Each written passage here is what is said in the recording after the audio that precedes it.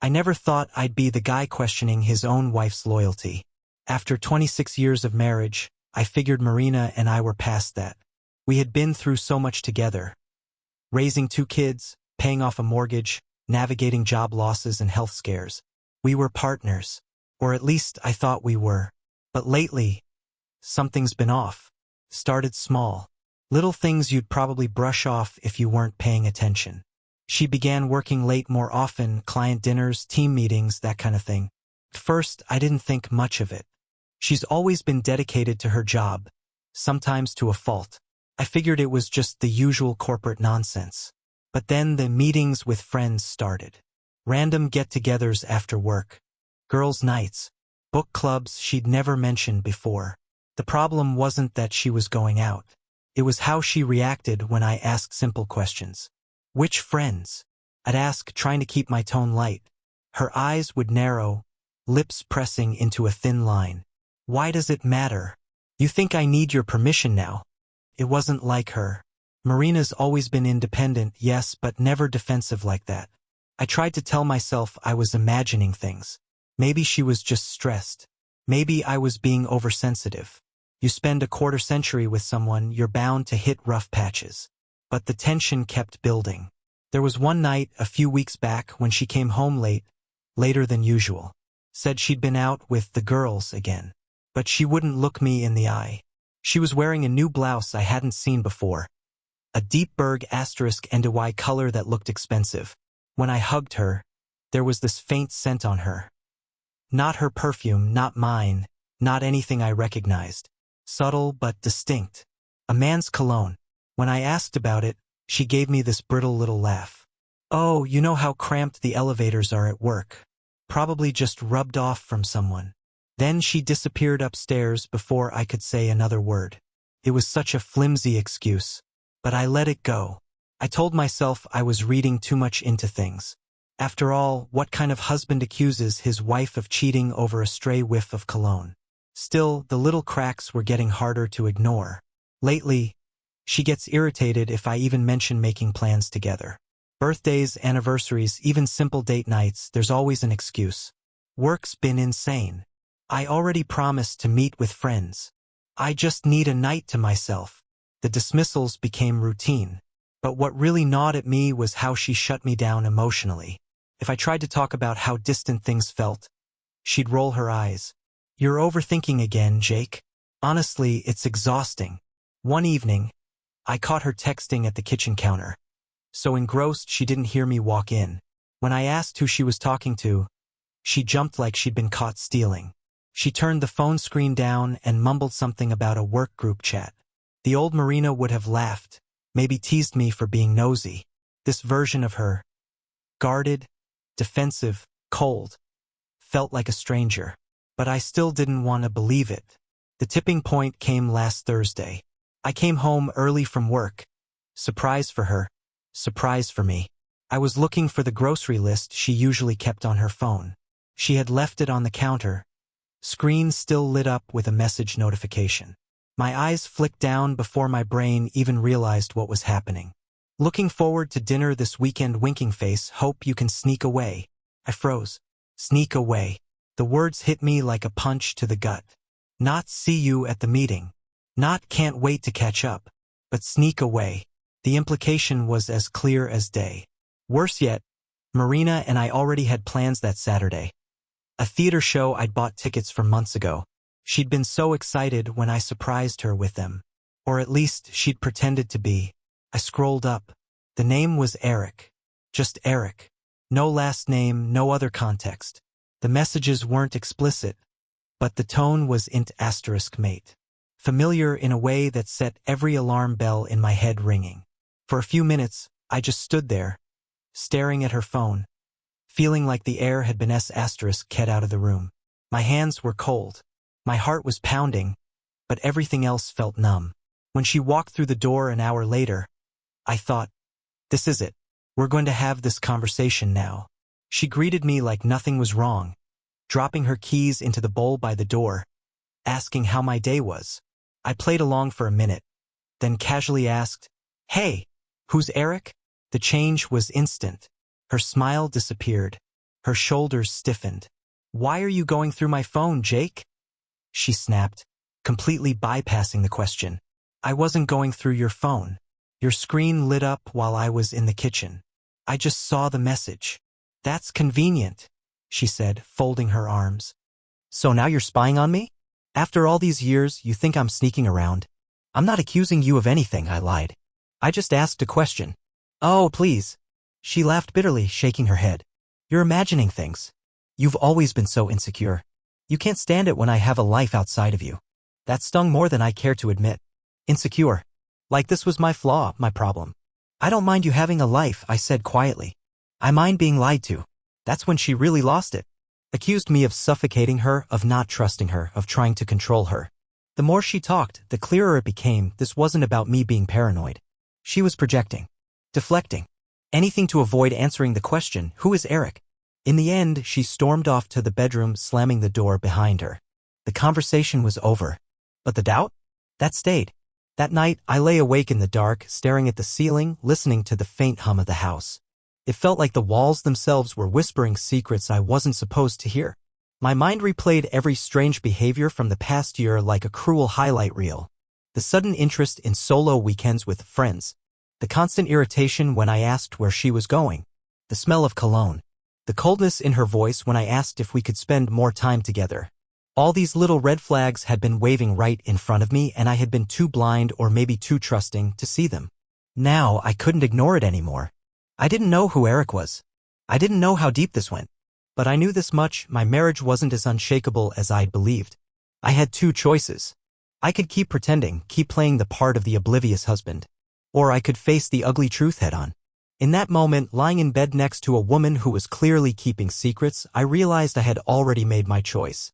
I just wasn't ready to admit it out loud yet. You'd think after 26 years you'd be immune to surprises. That you'd have seen every side of your partner. But let me tell you, when betrayal creeps in, it doesn't kick down the front door. It slips through the cracks. Quiet. Subtle. Almost polite at first. Looking back, I can't believe how many signs I ignored. It didn't start with Eric.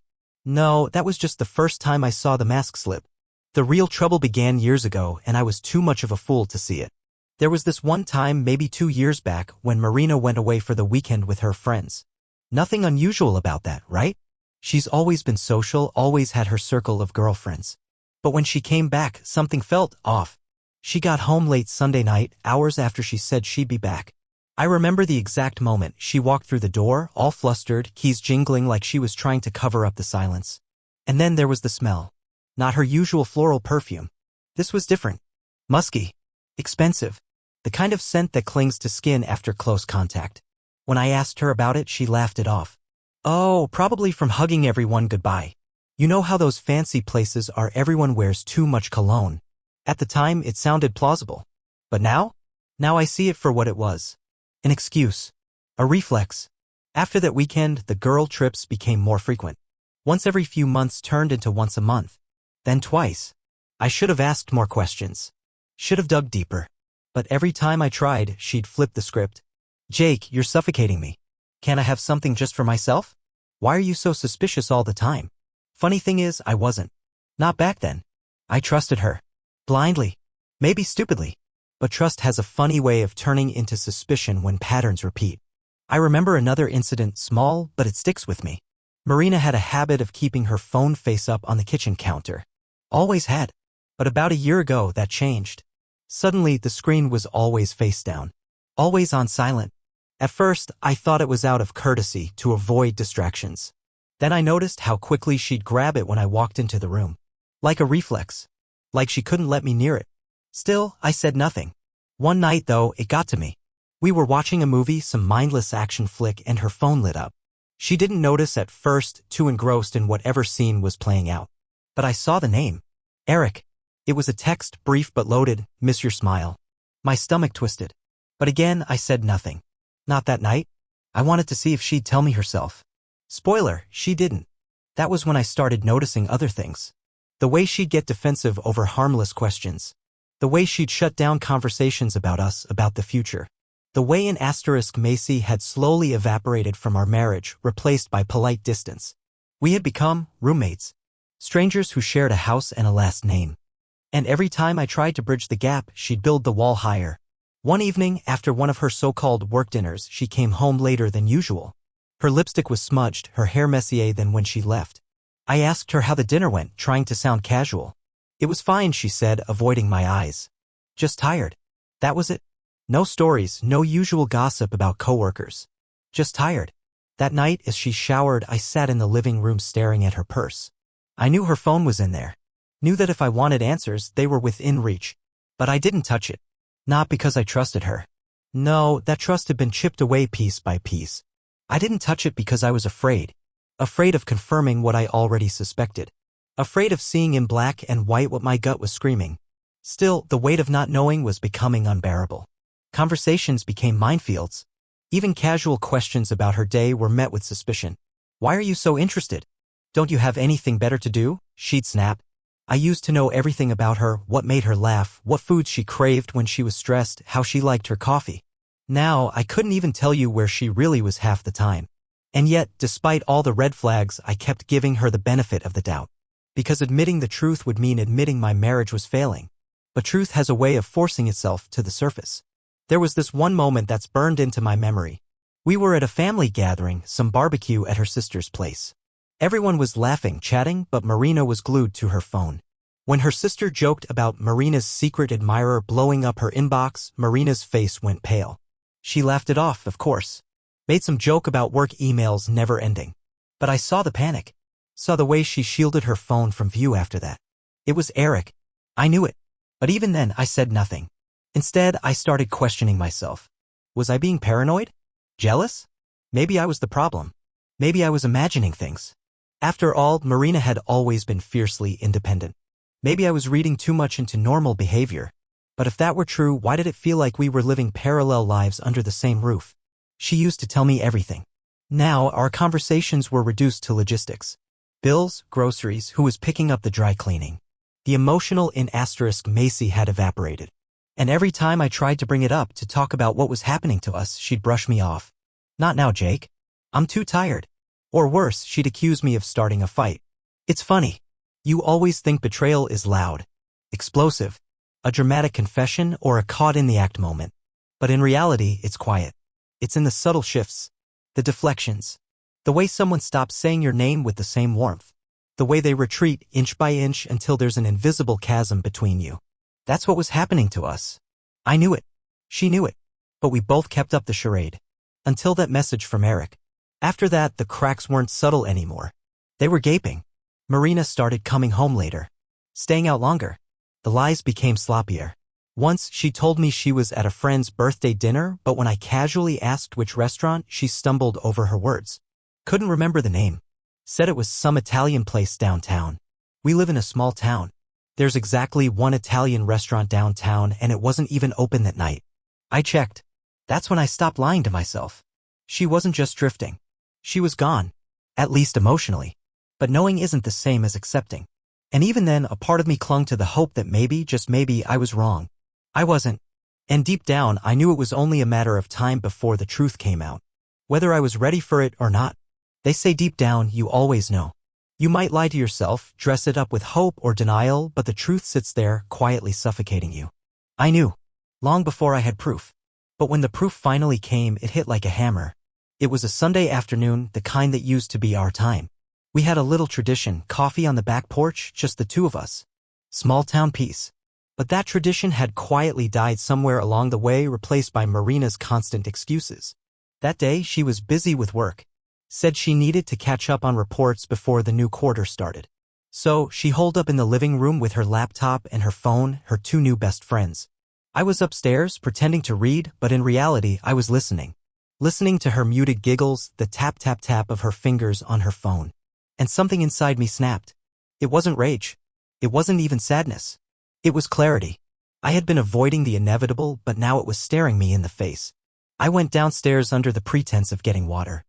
As I passed by, I caught a glimpse of her phone on the armrest. She had gotten careless. For once, it wasn't flipped over. The screen lit up with a name that had haunted me for weeks. Eric. No last name. Just Eric. The message preview was short, but it said everything I needed to know. Can't stop thinking about your skin. Friday was perfect. Can't wait to feel you again. I didn't breathe. I didn't move. I just stood there, the weight of those words crashing down on me. Perfect. Feel you again. It wasn't ambiguous. It wasn't innocent. This wasn't a work friend. This wasn't a harmless flirtation. This was betrayal. Raw. Undeniable. For a moment, time froze. I heard Marina laugh at something on her screen, completely oblivious to the fact that, in that instant, the life we had built together crumbled to dust. I wish I could tell you I confronted her right then and there. That I demanded answers, made a scene, got some dramatic closure. But I didn't. I just walked out. Didn't say a word. Didn't grab my coat. I needed air. Space. I needed to get out of that house before the weight of her lies suffocated me. The moment the front door clicked shut behind me, I felt a strange numbness settle in. Not rage. Not heartbreak. Just a cold, clinical detachment. Like I was watching my own life from outside my body. I wandered through the neighborhood aimlessly. The same streets we used to walk hand in hand back when things were simple. Funny how a betrayal can make familiar places feel foreign. Every house, every tree, every bench became a mocking reminder of what I'd lost. And here's the cruelest part, I wasn't surprised. Not really. The signs had been there for months, years even. This message was just the final nail in a coffin I had been hammering shut in slow motion. I don't know how long I walked. Hours, maybe?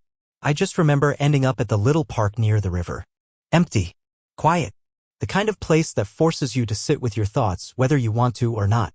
I sat on a bench, staring at the water, and tried to make sense of it all. 26 years. That's how long we'd been together. More than half my life. We'd built a home, raised kids, faced the world side by side. Or so I thought. Now I was sitting here, blindsided by a 6-word text message that unraveled everything. Can't wait to feel you again. The casual cruelty of it. The in-asterisk Macy's she shared with him while she pushed me further away every day. I thought of all the nights she claimed to be working late. All the weekends with the girls. All the moments I had trusted her without question. And for what? For her to share pieces of herself with someone else. Pieces that used to be mine. I should have been furious. Should have been plotting some grand confrontation. But all I felt was hollow. Like the foundation of my life had collapsed and I was standing in the wreckage, too exhausted to care. I stayed in that park until the sky turned orange and the air grew colder. At some point, my phone buzzed. A message from Marina. Where are you? Dinner's almost ready. As if nothing had happened. As if she hadn't just detonated a bomb under our marriage. I didn't respond. I couldn't. Walking back home felt surreal. The house looked the same. Cozy. Inviting. A liar's mask. Inside, she was probably plating up dinner, humming to herself, pretending everything was fine. When I opened the door, she greeted me with a smile. That same practiced smile I had once loved. Now it just looked hollow. Where'd you run off to? She asked, her tone light, playful. I looked at her for a long moment. Really looked. This woman, who had once been my whole world, now felt like a stranger wearing her face. I needed some air, I said quietly. She nodded, oblivious. Well, come eat. I made your favorite. I wanted to laugh. To scream. But I did neither. I just sat at the table, going through the motions, pretending to be the husband she had already discarded. That night, as she slept beside me, I lay awake staring at the ceiling, the words from Eric's message looping in my head like a cruel mantra. Perfect. Feel you again. I realized I couldn't stay. Couldn't keep pretending. But I also knew I wasn't ready to confront her. Not yet. I needed to leave. For good. The decision was as clear as it was painful. The life we had was already gone. The only thing left was the illusion. And I was done playing my part. The next morning, before she woke up, I packed a small bag. Essentials only. Clothes, my wallet, the few things that still felt like mine. I didn't leave a note. What was the point? She'd know soon enough. As I closed the front door behind me, there was no dramatic music, no cinematic moment of catharsis. Just quiet. A quiet goodbye to the life I thought I had. I walked away from that house, not knowing where I was going, but knowing one thing for certain. I couldn't live with the lies anymore. Walking out of that house should have felt like an ending. Like slamming the door on betrayal and stepping into some bold new chapter. But it didn't. Felt more like drifting. Aimless. Numb. I didn't have a plan when I left Marina. No master strategy. No heroic sense of starting over. I just knew I couldn't breathe in that house anymore. Every corner of it felt like a museum of lies. Our wedding photo on the mantle. The blanket she crocheted for our anniversary. The notes we used to leave each other on the fridge. All of it turned to ash in my mind. So I left. Not just the house. Not just Marina. I left the whole damn state. I drained our joint account, just my half, not a penny more. I left her a separate savings account untouched. Call it a last shred of decency. Or maybe cowardice. Either way, I knew I had to disappear. Seattle was never part of the plan. It just happened. I wanted distance. Somewhere she wouldn't think to look. Somewhere I wasn't Jake and Marina. Somewhere I could just be Jake. The drive was long. I didn't fly. Planes are too fast. You board, you blink, you arrive. I needed the slow burn of the highway. Needed to feel the miles stack up between me and the life I was leaving behind. Every exit sign was a temptation. I could have stopped in Portland. Could have found some small town off the interstate. But something about Seattle pulled at me. Maybe it was the anonymity. A city big enough to swallow you whole. Exactly what I needed. When I rolled into Seattle, it was raining. Of course it was. Somehow it felt fitting. Like the weather knew what kind of man was arriving. The first few days were a blur of motels and job boards. My phone was still buzzing with calls from Marina. Texts, voicemails, all left unanswered. She didn't know where I was. Neither did the kids. I hated that part. But I knew if I told them, they'd tell her. Not out of malice, just because they'd want to fix things. But some things don't get fixed. I changed my phone number. Closed every account that tied me to our old life. Deleted my social media. Felt like erasing myself one click at a time. Eventually, I found a job. Not in my old field, no more desk jobs, no more corporate nonsense. I found a little cafe on a side street downtown. Family-owned. They needed someone to run the counter, handle the morning rush, keep the place moving. It wasn't glamorous. It wasn't what I'd built my career on. But it was honest. More importantly, it was quiet. Nobody there knew who I was. Nobody cared. I was just Jake, the new guy who made a mean latte. I rented a small apartment above a bookstore. It wasn't much. Just a studio with creaky floors and windows that didn't quite seal out the rain. But it was mine. And for the first time in months, I could breathe. Life slowed down. Mornings were early. Coffee, newspaper, the rhythm of the cafe. Afternoons were quiet. Errands, long walks, watching the city pulse around me while I floated on its edges. Nights were the hardest. That's when the ghosts came. The what-ifs. The memories of a life that felt like it belonged to someone else. Sometimes, I'd wake up reaching for Marina, only to find cold sheets and the echo of my own stupidity. But even in the quiet, even in the loneliness, there was a strange peace to it. No more lies. No more pretending. I was alone. But at least it was real. A few months passed like that. The days bled into each other, but the ache dulled. I stopped flinching when my phone buzzed. I stopped checking the front window, half expecting her to be there. Seattle had become my cocoon. A place where the Jake I used to be could shed his skin. Funny thing about running away. Eventually you stop running and start rebuilding. Piece by piece. I found myself talking to people again. Small talk at first. Customers at the cafe. The old man who ran the bookstore downstairs. Nothing deep, but it was something. There was a woman, Kate. She wasn't some grand romantic distraction. She wasn't Marina 2.0. She was just kind. The kind of person who asks how you're doing and actually listens. She came into the cafe every morning, rain or shine, ordered the same black coffee, and left $1 in the tip jar with a smile that didn't feel forced. We didn't talk much at first. Just nods. Maybe a quick, stay dry out there. But over time, those small moments stitched together into conversations. She was straightforward. Smart. No games. No pretenses. It was refreshing in a way I didn't realize I'd been starving for. One rainy afternoon, she stayed longer than usual. Her laptop had died, and she asked if she could sit at the counter while it charged. That's when we really talked. About everything and nothing. Music, books, the absurdity of how expensive Seattle had gotten. For the first time in what felt like years, I laughed. A real laugh. The kind that sneaks up on you and feels foreign in your own throat. We didn't exchange numbers. Didn't plan to hang out later? It was just a human moment. Uncomplicated. And yet, that moment stayed with me. Seattle was slowly becoming less of a hiding place and more of a home. But as life loves to remind you, peace is rarely permanent.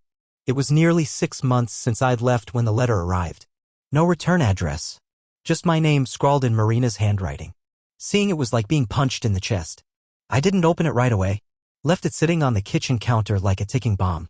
Part of me wanted to burn it, toss it into the trash, pretend it never came. But curiosity is a persistent itch.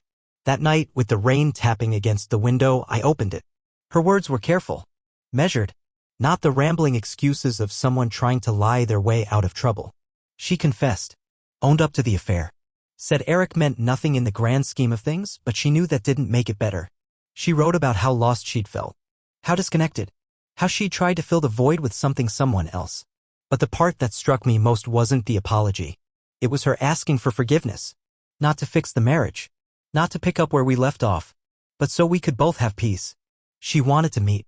One last time. To apologize face to face. No expectations. Just closure. I sat there for a long time after reading it, the letter trembling in my hands. Forgiveness. That word used to feel so simple. But now it felt like a mountain. Did I owe her that? I didn't know. But I knew this. I couldn't move forward while the past still had its claws in me. Meeting her wasn't about rekindling anything. It wasn't about revenge. It was about finally putting the weight down. I folded the letter, tucked it back into the envelope, and stared out at the city lights. I'd left Marina behind. But maybe it was time to close the chapter for real. Starting over isn't as clean as it sounds.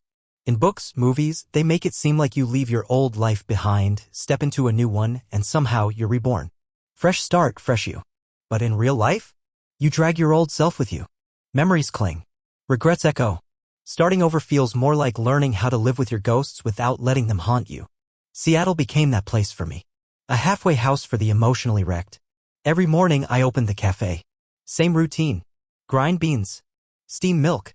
Serve regulars who barely glanced up from their phones. It was simple, repetitive, and exactly what I needed. There's a strange comfort in doing something with your hands when your heart feels like it's still in triage. And then there was Kate. She didn't swoop in and fix me. This isn't that kind of story. But she saw me. In a city full of people moving too fast to notice anyone, she noticed me. She'd come in every morning, order her black coffee, and sit by the window with a tattered notebook. I'd catch glimpses of her writing, sometimes furiously scribbling, other times staring out the window like she was waiting for the words to return. One day I asked her what she was writing. She smiled, shrugged, and said, trying to figure that out myself. From there, the conversations grew. Small at first. The weather, the ridiculousness of Seattle rent, her complaints about how hipsters ruined coffee. She had a sharp wit, the kind that cuts through pretense. But she was kind too, in a quiet, non-obligatory way. She wasn't trying to fix me. She wasn't prying. She was just there. One afternoon, she stayed long after the lunch rush. The cafe had emptied out, leaving just the two of us and the soft hum of indie music in the background. You always have this look, she said, closing her notebook. What look? Like you're carrying a backpack full of rocks you forgot to put down. I didn't know how to respond to that. No one had called me out so bluntly. But there wasn't judgment in her voice. Just observation. I told her bits and pieces. Not the whole ugly story, not yet. But enough. Enough for her to get the picture. She listened. Really listened. People think moving away fixes things, she said, stirring her coffee. But the trick isn't running from your old life. It's building a new one that feels more like you. That stuck with me. Over the next few weeks, we found ourselves falling into a pattern. Coffee in the mornings. Long talks when business was slow. Walks through Pike Place on my days off. It wasn't dating. Not officially. But it was something. A connection. A reminder that I wasn't as broken as I thought. Kate didn't ask for more than I could give. She wasn't pushing me to heal faster, wasn't expecting me to be anyone other than who I was in that moment. And that, ironically, is what made me start healing. One evening, after closing up, we sat on a bench overlooking the waterfront. The sky was a soft watercolor of blues and purples, the city lights starting to twinkle. Do you ever think about going back? She asked. To what? To the life you left behind. I took a breath, the salty air filling my lungs. I think about it. But I don't want it back. I just want to understand how it all went so wrong. She nodded. Closure's a tricky thing. Sometimes you get it. Sometimes you make it yourself. I didn't know it then, but that conversation was a turning point. A few days later, the letter from Marina arrived. That letter rattled me more than I expected. I had spent months building walls, creating distance. But seeing her handwriting, familiar yet foreign, dragged it all back. The betrayal, the hurt, the hollow aftermath. But she didn't beg. She didn't make excuses. She asked for one thing, a meeting. Not to reconcile. Not to win me back. But to apologize. Face to face. For closure. At first, I wanted to ignore it. Why should I give her that? But as much as I wanted to pretend I was above it, I wasn't. There was a part of me, a quiet, tired part, that needed to hear those words. Not for her. For me. When I told Kate, she didn't flinch. Go, she said simply. Endings matter. It wasn't a command. It wasn't encouragement. It was permission. The kind I hadn't realized I was waiting for. So I agreed. We set the meeting for a small restaurant halfway between my old life and my new one. Neutral ground. I didn't want to see our house. Didn't want to step back into the echoes of a life that no longer fit. The night of the meeting, I sat at the restaurant, nerves thrumming under my skin. It felt surreal. Like waiting for a ghost to walk through the door. And then she did. Marina looked smaller. Not physically, but in presence. The woman who used to fill a room now seemed to fold into herself. Her smile was tentative. Her hands fidgeted with the strap of her purse. For a moment, we just stared at each other, the weight of everything unsaid hanging between us. Hi, Jake, she said, voice soft. Marina. We sat. Ordered coffee. Neither of us was ready to dive in. She was the first to break the silence.